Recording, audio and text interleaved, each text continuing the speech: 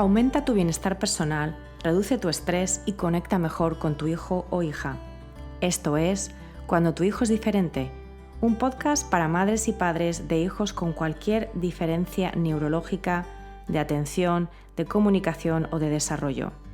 Yo soy Magui Moreno y te doy la bienvenida a este programa donde comparto herramientas, técnicas y consejos prácticos para que disfrutes de tu vida y de tu maternidad.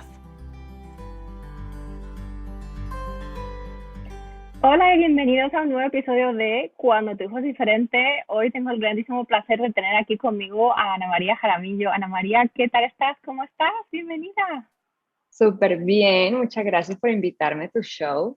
Antes de entrar en materia, os quiero presentar a Ana María, que es una fonoaudióloga, patóloga del habla y lenguaje, pediatra, bilingüe, certificada a nivel nacional de Estados Unidos, que es donde vive ella, con experiencia en la prestación de terapia del habla y el lenguaje a niños desde que son bebés hasta los 18 años. Es propietaria y fundadora de Voz Speech Therapy, una práctica privada que brinda servicios individualizados en inglés y en español aquí en Washington, D.C., así que yo también por eso estoy súper contenta de conocerla finalmente, porque vivo aquí.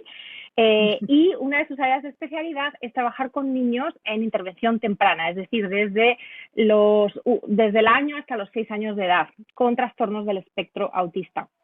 Así que vamos a estar hablando de bastantes temas, creo que van a ser de muchísimo interés, y es un área tan importante porque el lenguaje es lo que nos hace ser humanos, es nuestra capacidad de comunicación, que no tiene por qué ser solo verbal, ¿verdad? Pero cuéntanos un poquito más, a ver si lo puedes resumir, porque yo sé que este es un temazo. ¿Cómo entender la gran diversidad comunicativa y de uso del lenguaje funcional en el autismo en particular? Porque una de las cosas que a los padres más nos estresa precisamente y más nos preocupa de cara al futuro es cuando recibimos un diagnóstico temprano y los niños todavía no están hablando o no están hablando de una manera funcional, no están haciendo frases. No.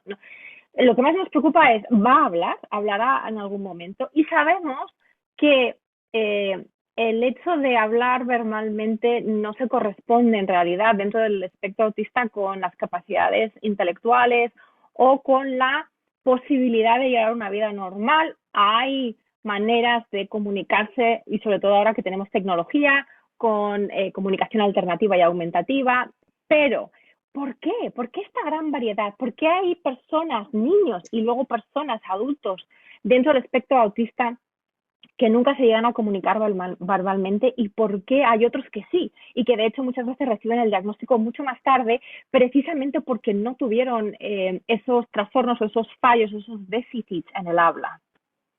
Sí, súper buena pregunta y la voy a tratar de contestar de una manera, de un resumen, porque sí es una pregunta que me llega muchísimo. Hay un dicho que a mí me ha ayudado muchísimo como patóloga cuando estoy trabajando con papás y estoy tratando un niño que a lo mejor me llegó a mí, a mi clínica y todavía no tiene un diagnóstico. Entonces, el dicho es, si conoces una persona con autismo, conoces una persona con autismo y punto, se acabó. Entonces, en mis 10 años de ejercer como patóloga, yo nunca he visto un caso igual. Nunca, nunca, nunca. Y eso que yo trabajo con niños de 2 a 4, realmente es como mi zona, mi especialidad. Y los trastornos del espectro autista afectan a cada persona de una manera muy diferente y pueden ser desde muy leves hasta muy graves.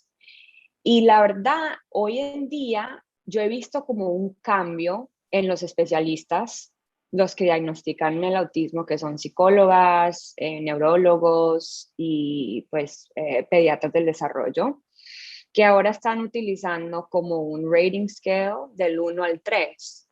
Y eso no lo hacían antes. Eso fue hace 5 años que me están llegando informes donde yo estoy viendo, diagnóstico, autismo, nivel 1, nivel 2, nivel 3. El 3 viene siendo el más severo, donde los niños casi nunca son pues verbales, no se comunican de una manera verbal, tienen a lo mejor muchos comportamientos que les impiden funcionar día a día, necesitan un equipo de especialistas todos los días a toda hora para que estén bien y para que no tengan problemas para que vivan, básicamente, para que estén Sí, para bien y que llevar estén una seguros. vida apoyada, con mucho apoyo, ¿no? Exacto, Necesitan más apoyo. Ujú. más apoyo, claro. Y después tienen el nivel 2 que son los que normalmente me llegan a mí, que son los niños que todavía no están hablando, pero se pueden comunicar usando esa parte como no verbal, los gestos, el contacto visual. A lo mejor tienen, bueno, la tableta todavía no, pero tienen un sistema de fotos donde ellos se están comunicando a través de fotos y están apenas empezando a descubrir como esa parte verbal, balbuceando, diciendo pocas palabras, pero todavía no están comunicándose de una manera funcional con frases. Y ya después tenemos el número 1, que son, yo creo, porque quitaron el Asperger's, ya no puedes diagnosticar Asperger's. Yo creo que el número 1, el nivel 1, es básicamente un Asperger's. El niño se comunica verbalmente, pero no, la parte pragmática no la entiende todavía. O sea, el uso del lenguaje no lo entiende. No sabe cambiar los temas, el contacto visual a lo mejor lo tiene, pero de momentos no entiende cómo tomar turnos, tiene un vocabulario súper amplio, pero a lo mejor lo tiene amplio en lo que le gusta y ya, aviones, trenes, lo que sea. Entonces, sabemos que en estos 3 niveles, estas personas con este trastorno tienen ciertos síntomas en común, que son la dificultad para relacionarse socialmente y relacionarse con el mundo que no sea el mundo de ellos, sino el mundo alrededor, ¿no? Entonces, una persona con autismo tiene que tener dificultades con el lenguaje, ya que sea social o verbal. O sea, tiene que pasar. Una persona con autismo, para mí, siempre tiene que tener una patóloga del habla, ¿no? La parte de Ujú. comportamiento es otra cosa, pero yo normalmente soy la primera en el equipo que ve el niño y ya después empiezo a invitar a más gente, más especialistas al equipo.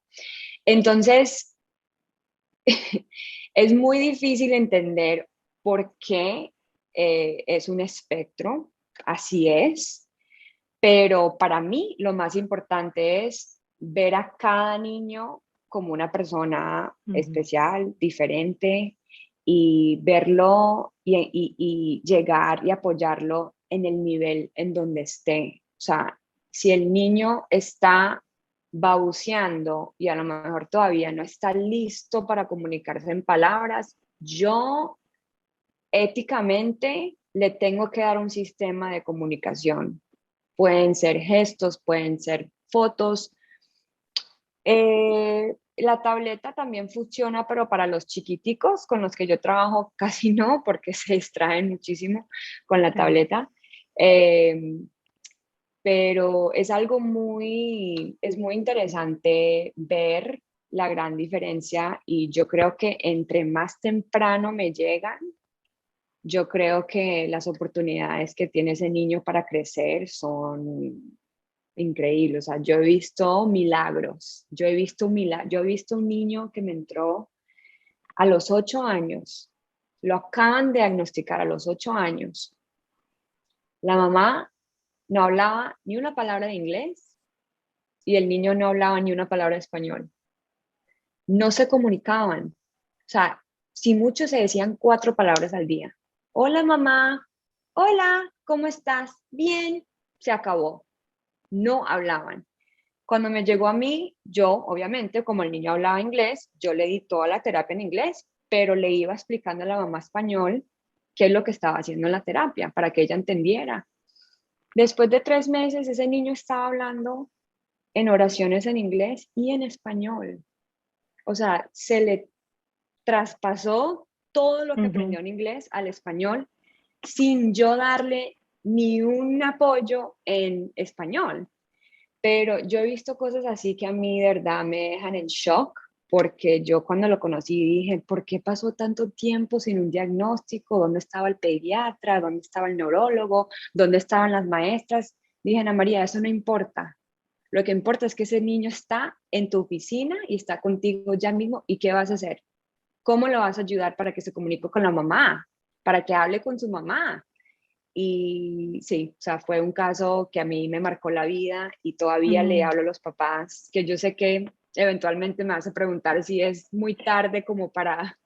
Exacto, y de hecho este caso es como la entrada perfecta un poco al tema más profundo de la adquisición del lenguaje, cuando hay varios lenguajes alrededor, ya sea porque los padres hablan un lenguaje diferente al lenguaje que se habla en el país, ya sea porque, por ejemplo, como en nuestro caso, los padres son nativos de diferentes idiomas. Yo soy española y por tanto mi lengua materna es el español, el castellano, mi marido es británico y por tanto su lengua materna es el inglés. O ya sea porque incluso en el caso de los niños que tienen tres lenguas, pues porque lo mismo, los padres son de diferentes idiomas maternos y luego viven en un tercer país donde se habla un tercer idioma. Es decir, la cosa se puede complicar. Pero lo que acabas de decir lo quiero resaltar. La absolutamente crucial importancia de la intervención temprana. Para todo, en el autismo y en la neurodiversidad, desde luego, pero para el tema del lenguaje, absolutamente crucial. Muy, muy importante porque los cerebros tenemos una cosa que se llama neuroplasticidad y los cerebros de los niños pues son como esponjitas. Entonces, cuanto antes empecemos con los apoyos específicos que ese niño tiene, teniendo en cuenta todo el contexto familiar, ¿no? De los idiomas, ¿no? Que es de lo que vamos a hablar ahora, pues antes podemos llegar a esos resultados que a lo mejor de primeras nos parecen hasta milagrosos. ¿Pero por qué? Porque obviamente hemos de alguna manera intervenido en el momento adecuado, ¿no? Como terapeutas. Entonces, me parece Claro. súper importante. Entonces, cuéntanos un poquito, porque hay muchos mitos y muchas malinterpretaciones, ¿no? Estos son los mitos urbanos en torno a la adquisición del lenguaje cuando hay más de un idioma, ya sea en el hogar o fuera del hogar, y hay autismo. O sea, la gente, no, yo te pongo te doy una introducción muy, muy breve a lo que nos pasó a nosotros, que es que a Adrián le diagnosticaron en Escocia, en el Reino Unido, que es donde vivíamos, obviamente un entorno de habla inglesa, su padre habla inglés y yo allí también hablaba inglés porque en casa se hablaba inglés. Entonces, él todo era inglés. Cuando le diagnosticaron, yo le hablaba solamente a él en español, pero yo era la única que le hablaba en español. Entonces, había ya un desequilibrio, pero digamos que lo que me ayudaba a mí con esa balanza era que yo soy la madre y obviamente pasaba muchísimo más tiempo con él. Entonces, él a nivel de adquisición del lenguaje, cuando fue diagnosticado, tenía seguramente a nivel de vocabulario, tenía las mismas palabras, o tenía el mismo contenido de palabras tanto en inglés como en español. Sin embargo, yo, lo he dicho públicamente en varias ocasiones, yo le dejé de hablar en español después de reflexionarlo mucho, porque una de estos mensajes que me llegaron, todas las terapeutas de lenguaje que consultamos me dijeron, no le dejes de hablar en español. O sea, que nadie me dio Qué bueno. nadie me dio información errónea. O sea, no puedo echarle la culpa a nadie. Yo fui la que decidí, desde mi punto de vista, pensé hacérselo más fácil a Adrián, a mi hijo, y enfocarnos en un solo lenguaje por el hecho de ser un lenguaje tan mayoritario. La escuela era en inglés, o sea, el nursery era en inglés, el kindergarten era en inglés, iba a ir a una escuela en inglés, todo era en inglés. Entonces era como mucho esfuerzo para mí también, ¿no? Entonces yo creo que es muy importante entender que mi ejemplo es uno muy concreto. Para muchas de las familias que escuchan este programa, viven en Estados Unidos y son familias de origen latinoamericano o hispano, entonces ahí ya están esos dos idiomas. Es muy importante entender el contexto, porque cada familia es diferente y no es lo mismo cuando en la familia los dos padres hablan español, por ejemplo, y es más fácil delimitar que el español es el idioma digamos, íntimo en el sentido del hogar, y luego, tal vez fuera del hogar, pues hay más inglés, aunque también hay español, ¿no? Entonces, ¿Cómo empezamos a tomar decisiones como padres cuando sabemos que nuestro hijo o nuestra hija tiene autismo y no sabemos cómo proceder con el hecho de tener más de un idioma? Pues para mí es muy simple, porque no hay ningún efecto negativo cuando hay más de un idioma para cualquier niño, déficit o no. O sea, el bilingüismo no causa ningún tipo de retrasos o problemas con el desarrollo del lenguaje. Punto. Hoy en día, poco a poco, vamos avanzando en la literatura y estamos viendo muchos estudios, especialmente con niños con síndrome de Down, autismo y lo que llaman Specific Language Impairment, que son los niños que no sabemos por qué todas las otras áreas están bien, menos la parte del desarrollo del lenguaje. Por eso se llama un trastorno del lenguaje, sin autismo, sin ninguna otra cosa. Estamos viendo que el bilingüismo realmente no afecta de una manera negativa, pero sino ayuda a ampliar el vocabulario. Y no solamente ampliar el vocabulario, que es algo muy importante, pero también les ayuda a conectarse y desarrollar esa parte emocional y social con su familia y su cultura, que para mí es lo más importante, porque si un papá, por ejemplo, en el caso de mi paciente que tuve, que les acaba de hablar, la mamá de él no hablaba inglés. Ella se vino a este país, lo tuvo él aquí, él estudió en un colegio completamente monolingüe, donde no hablaban español. Ella no se sentía cómoda comunicándose en inglés. Si una mamá o un papá no se siente cómodo hablando un idioma con su hijo, ¿por qué lo va a hacer? O sea, yo le digo a los papás, ustedes les tienen que hablar a su hijo en el idioma en el que sueñan. Si sueñan en inglés, si sueñan en español, hábleles a tu hijo en ese idioma, porque el idioma es parte de la cultura. La cultura también representa mucho más que la comida, las tradiciones, representa una conexión y como una amistad que uno tiene con una parte más allá, o sea, de todas las creencias, de todas las cosas que los papás hacen por sus hijos, la música, el hecho de que el hijo no se pueda comunicar con la abuela, el hecho de que su hijo o que una mamá tenga que aprender otro idioma para poder comunicarse con su hijo, a lo mejor no tiene mucho vocabulario la mamá en ese idioma, ya se vuelve como más trabajo y se vuelve como el elefante, ¿no? En el cuarto de, ay, yo le quería decir esto a mi hijo, pero yo no sé cómo decírselo en inglés, entonces yo tengo que disminuir o decir una palabra que a lo mejor yo no me siento cómoda diciendo, porque yo pienso y lo que me han dicho es que mi hijo no va a aprender a hablar si yo no me comunico con él en el idioma que todos los demás están hablando. Y eso de verdad que le quita tanto mérito al lenguaje de la familia. Y otro mito que yo escucho mucho es, ay, pues la única manera que mi hijo va a ser bilingüe es si un papá le habla en un idioma todo el tiempo y el otro papá le habla en otro idioma. O sea, no, para nada, para nada, para nada. Lo más importante que uno puede tener en cuenta cuando viene una casa bilingüe o donde hay más de un idioma en la casa es el tiempo de exposición, de exponer ese hijo, ¿cierto?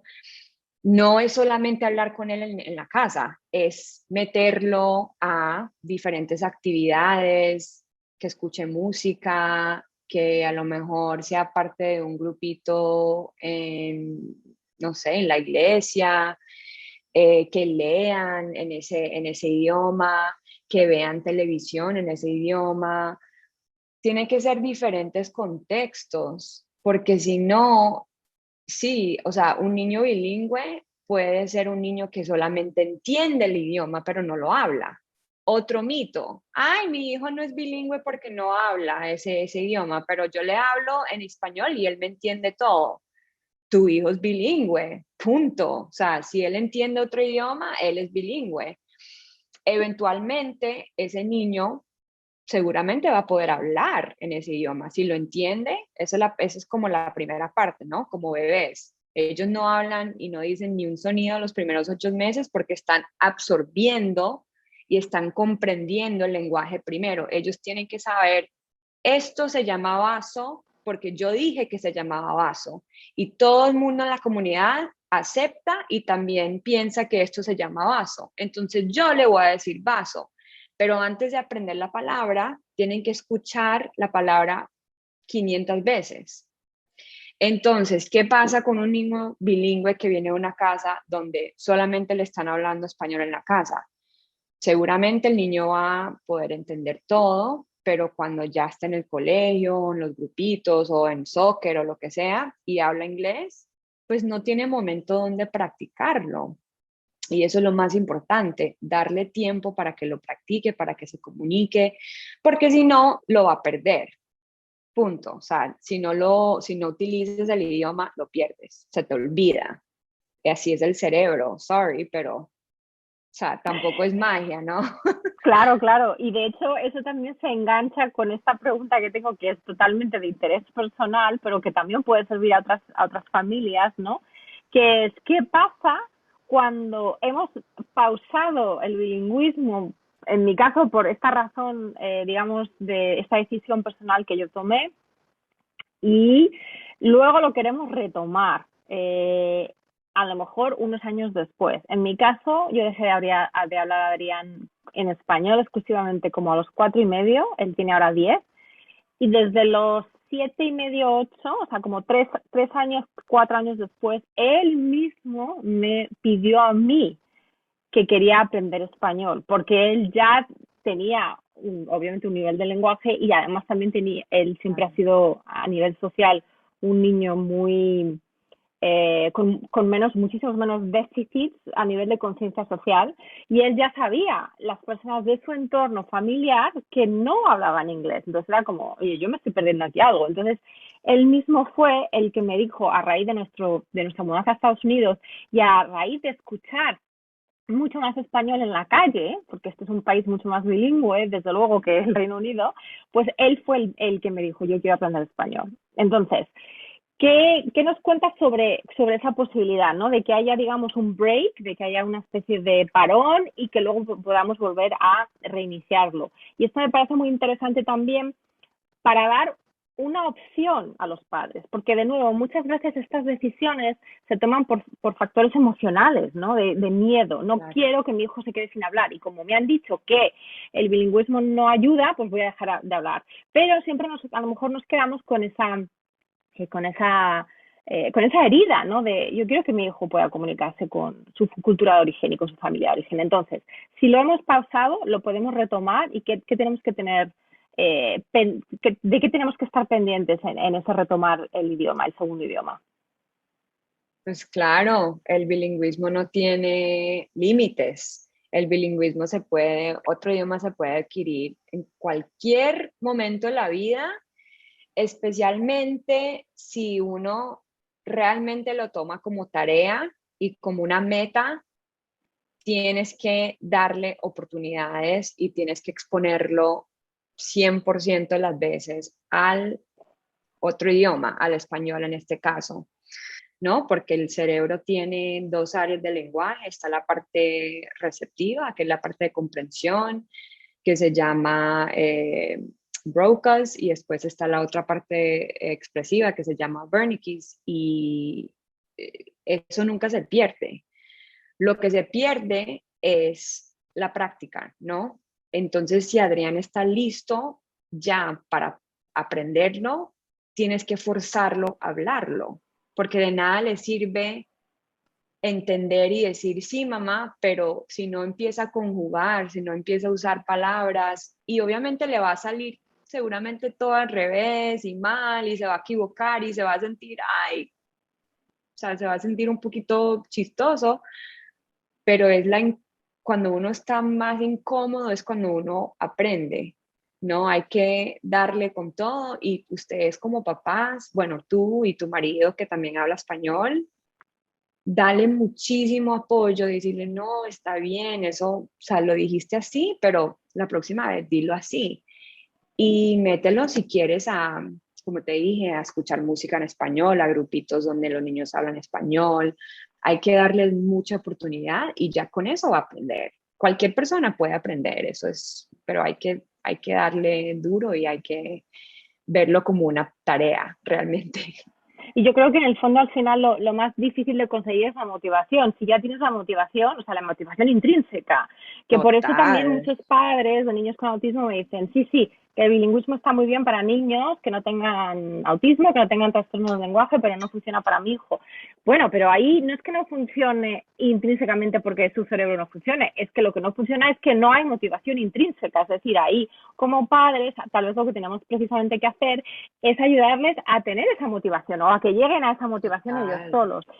¿Qué pasa? Sí. Que en el autismo también se complica, obviamente, porque puede haber, porque muchas veces no pensamos de manera creativa, ¿no? O sea, si un niño, por ejemplo, que está dentro del espectro, tiene intereses restringidos muy, muy, muy claros, utiliza los intereses restringidos para ayudarle con el español, por ejemplo, o con el inglés. O sea, si al niño le encantan los coches, pues que vea películas de coches, ¿sabes? Que tenga coches que tengan nombres españoles, o aunque tengan nombres ingleses. O sea, los Cars, bueno, pues a ver, mira la versión en español, a ver si le pusieron el mismo nombre, Claro. le cambiaron el nombre, y entonces puedes hablar con tu hijo de esa, digamos, de ese interés restringido suyo, pero en los dos idiomas, o en el otro idioma para motivarle a que lo utilice.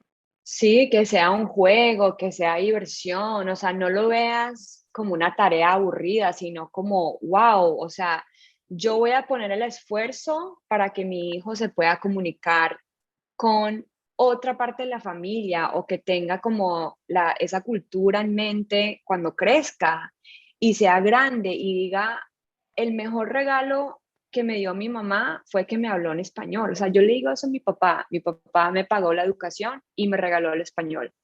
Los dos mejores regalos que un padre le puede dar a su hijo, porque yo siendo una patóloga bilingüe soy una de 7.2% de patólogas en este país que hablan otro idioma y que saben evaluar y tratar a pacientes en otro idioma. 7%, o sea, en comparación a todos los niños que tenemos en este país que vienen de hogares donde hablan otro idioma, eso no es nada. Pero para mí lo más bonito fue que a pesar de que yo pasé por una etapa en mi vida donde yo odiaba el español, porque yo era la rara, yo era la que venía de una familia colombiana, donde comíamos cosas raras, escuchaba música rara, yo me vestía diferente, yo, o sea, me iba 3 meses en el verano y no podía pasar tiempo con mis amigos porque, ay, se fue a Colombia. Yo eso no lo entendía y no lo apreciaba de niña, pero hoy en día no sabes cuánta gente me dice, o sea, wow, llevo buscando 6 meses una patóloga bilingüe y por fin te encontré a ti. Y aparte de ser bilingüe, soy latina y yo entiendo lo que es la cultura latina y yo soy una latina orgullosa.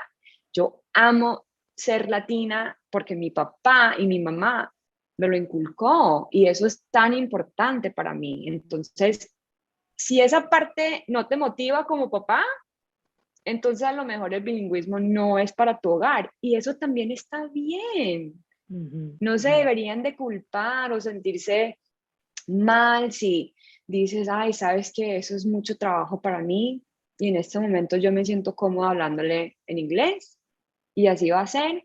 A lo mejor en 5 o 10 años pueden volver a retomarlo, como dices tú, Exacto. y está bien, pero que Ujú, no se ujú. sientan culpables o que se Exacto, tiene que ser juzguen. una decisión consciente. Yo siempre Total. también digo con mucha claridad que en mi caso fue una decisión consciente que tomé sin ninguna presión y sin ninguna desinformación. Tenía una información que de hecho iba en contra de la decisión que yo quería tomar o que llegué a tomar, pero para mí siempre fue también tener en cuenta mis necesidades, lo que has dicho tú, que tener en cuenta mi momento personal. Y en ese momento, obviamente, con el estrés del diagnóstico y con todo lo demás, para mí el bilingüismo como agenda personal mía no era tan importante como otras. O sea, ayudar a Adrián, tenía terapia ABA, tenía terapia del lenguaje, tenía Claro. terapia ocupacional, todo ello era en inglés, entonces para mí era mucho más complicado intentar desdoblar todo esto que hacerlo en un solo idioma.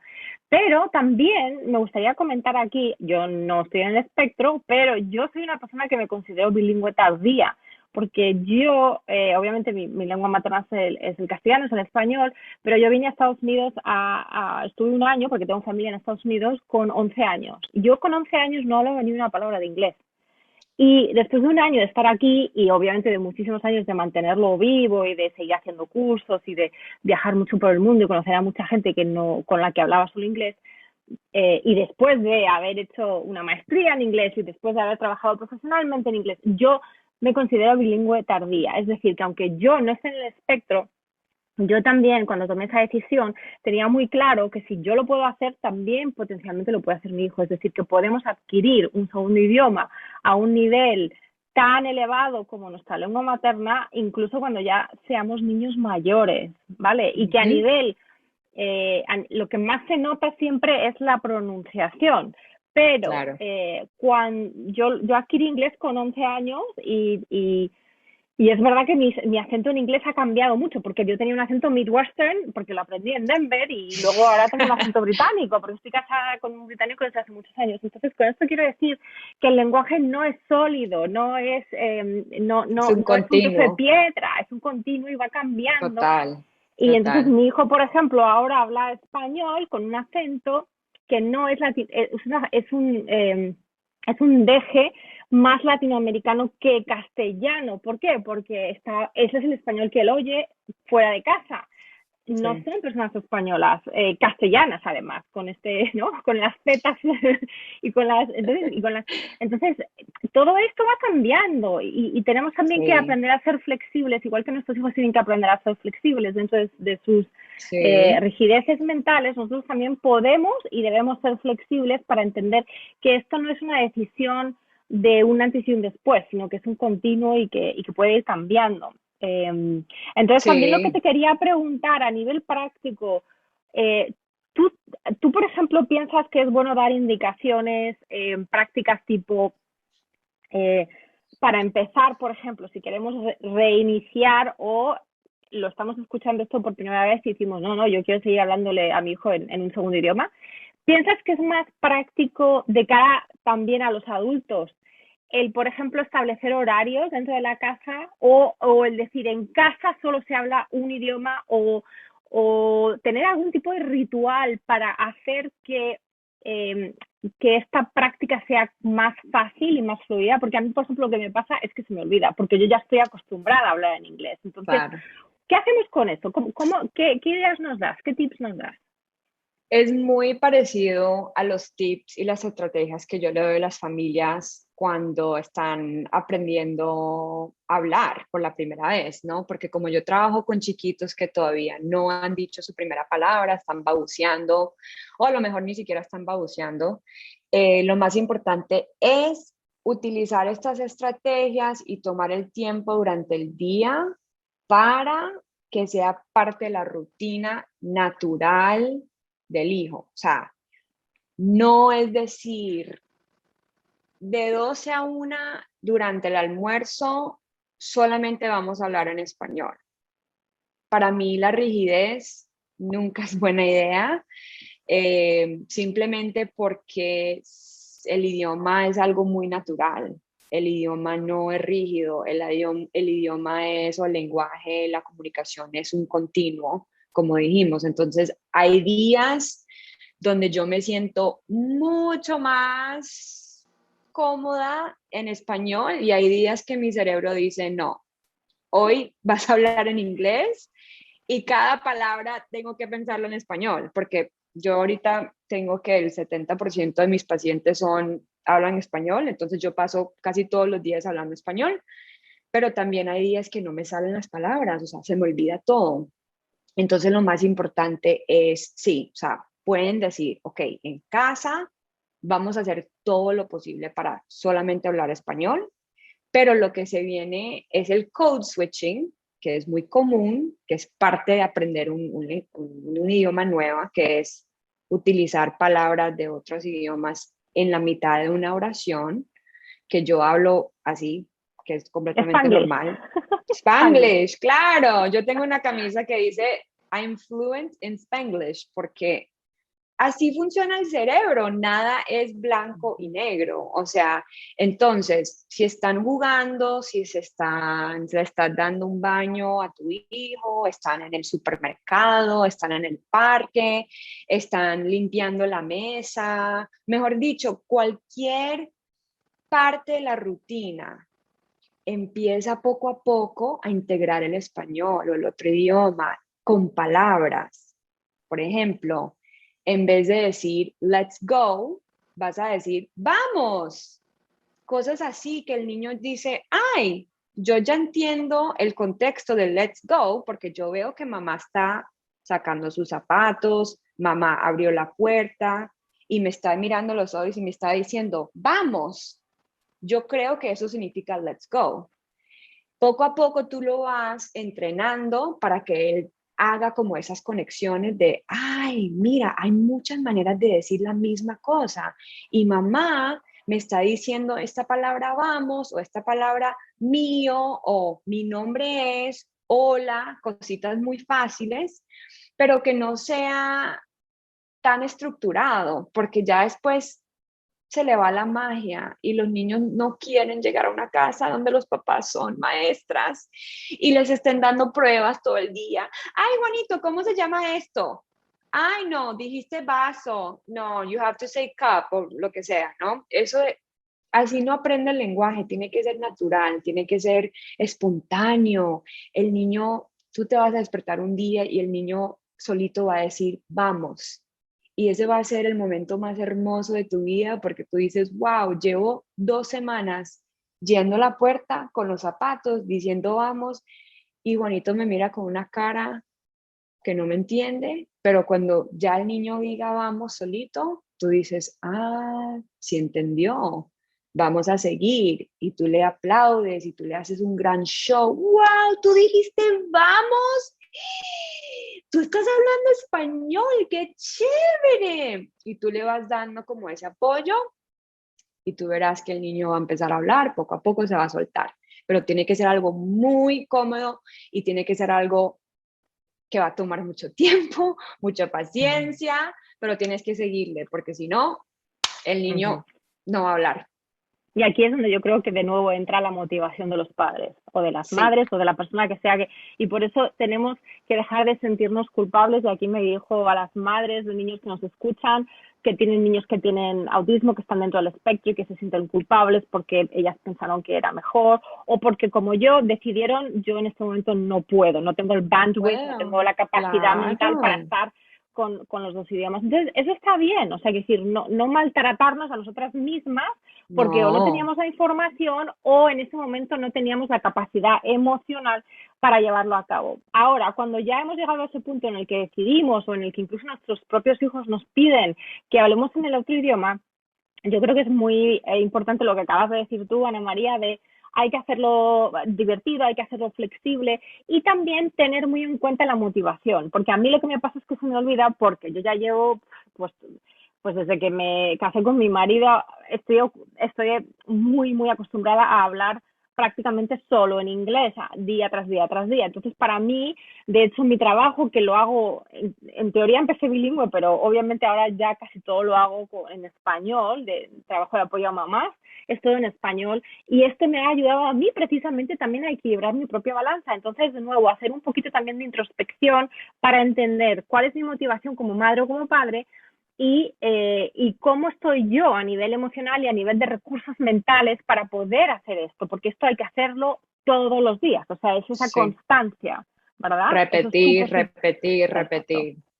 Exacto. Sí, y poneros un ejemplo de esta mañana, que de hecho me ha hecho pensar en esta entrevista de hoy, que es que Adriana ha venido a mi cama, le gusta mucho y por las mañanas, y entonces no me acuerdo por qué pues él me dice cosas en español que yo le digo a él. Es una manera también de que muchas veces no son ni palabras, son como ruiditos, ¿no? Pero es una manera de fomentar esa conexión que es tan importante para los niños con autismo. Y entonces él me ha empezado a decir esas cositas en español y entonces a mí esto me ha hecho como recordar y entonces le he dicho, ¿qué tal has dormido? Y me ha dicho, bien. ¿Y tú? Y yo he dicho, muy bien. Y luego le he tocado la tripita y le he dicho, ¿qué tal tu tripita? Porque ayer le dolía. Y entonces me ha dicho, bien. Y luego le he tocado las orejas y le he dicho, ¿cómo se llama esto? Las orejas. Y esto, boca, y esto, y entonces con la nariz, y no le salía la palabra, dice, naranja, no digo naranja, no, nariz. Entonces, al final se ha convertido en un juego muy tonto que no tenía Sí, previsto de ninguna manera, pero que ha sido una oportunidad para hacer un poco de repaso de las las zonas del cuerpo. Y claro. de nuevo, ahí lo más importante es como padres, que nosotros estemos pendientes de las invitaciones que nos hacen nuestros hijos con autismo, es decir, de estar pendientes de esas oportunidades que surgen y de alguna manera estar nosotros tan bien como para poder darnos cuenta de que esa es una oportunidad y aprovecharla. Y no hacer Sí, una lección de ello, ¿me entiendes? Tampoco, cuando se ha acabado, se ha acabado. Tampoco hemos hecho todas las partes del cuerpo, hemos hecho 6 o 7 sí, y ya sí, sí, está. Y luego nos teníamos sí. que levantar y ya ponernos en marcha. Pero es una oportunidad de hacerlo divertido, de hacerlo espontáneo y de seguir las indicaciones o las pautas que te están marcando tu propio hijo. O sea que yo creo que eso es importante. Total. Uh-huh. Y también, como acabas de decir, es una oportunidad para hacer bonding con tu hijo que a lo mejor no tenías antes, ¿no? Ahora Adrián lo ve como un juego, se ríen, ay, que mira, que a lo mejor tú dices una palabra chistosa y a él le causa risa y ya, o sea, cuando él se cansa de hacer ese jueguito, ya, lo vuelven a hacer otro día, en otra hora, pero es muy bonito como tener ese tiempo entre ustedes dos. Y yo creo que eso también, de nuevo, es ese mensaje central de cuando hablamos de niños con autismo, estamos hablando de niños que tienen déficit para las relaciones interpersonales. Entonces, cualquier cosa que te pueda dar más bonding, esta palabra en inglés que significa más conexión, mejor conexión y conexión más profunda con tu hijo o con tu hija, eso hay que potenciarlo al máximo. Y si además Sí. es en torno al lenguaje, en torno a palabras de otro idioma o lo que sea, pues muchísimo más, o sea que sí, de hecho Adrián es un niño que cuando mm, necesita mimos, cuando necesita que le consientan, él sabe, o sea, como que asocia el español a los mimos de mamá. ¿Por qué? Porque eso es lo que él tiene en su cerebro desde que nació. Entonces yo creo que también es Ujú. importante que como padres y madres nos demos cuenta de que el lenguaje es un mecanismo, es una herramienta de conexión emocional, sobre todo. Total, 100%. O sea, es parte de ti, de tu corazón, de tu conciencia, de tu cultura. El lenguaje es todo, es lo más Mm. bello, como dices tú, para conectar con otros humanos, para conectar con tus familiares, tus parientes. Y, y todos los niños deberían de tener esa oportunidad de aprenderlo. Preciosa, Ana María. No te quiero quitar más tiempo porque sé que eres una mujer muy ocupada, pero antes de Un despedirnos poco. y antes de agradecerte tu tiempo, cuéntanos un poquito cómo trabajas tú con los padres, cómo ayudas a los padres, dónde te pueden encontrar, si aparte de en tu consulta física, que sabemos que está en Washington DC, si también trabajas de manera online. Cuéntanos un poco tus redes, cuéntanos. Sí, pues en este momento sí tengo la clínica, estoy viendo todos mis pacientes en persona, que ha sido pues para mí lo máximo, porque lo de lo virtual con un niño de 2 años es un poquito difícil, pero sí, a mí me pueden encontrar a través de mi clínica que se llama Voz Speech Therapy. Esa es la página de internet, es vozspeechtherapy.com. Mi correo es Ana María con el guión at vozspeechtherapy.com. También me pueden seguir por Instagram A mí me fascina educar y hablar sobre estos temas. Claro que en el último año que empecé mi doctorado, no he podido estar online como estaba antes, que sacaba videos casi todos los días hablando de diferentes casos, hablando con los papás, pero es Ana María SLP, que es para Speech Language Pathologist en Instagram. Entonces, para que me busquen y yo feliz de contestar cualquier pregunta que tengan, me pueden mandar un email, me mandan un mensajito por Instagram, pero sí, súper agradecida por la invitación. A mí me fascina hablar de este tema, me parece muy importante para todos los padres que estén escuchando, que sepan que el bilingüismo es lo más bello que hay y por favor no dejen de hablar ese idioma que tanto quieren y tanto les viene, les sale el corazón a sus hijos, porque es el mejor regalo que le pueden dar.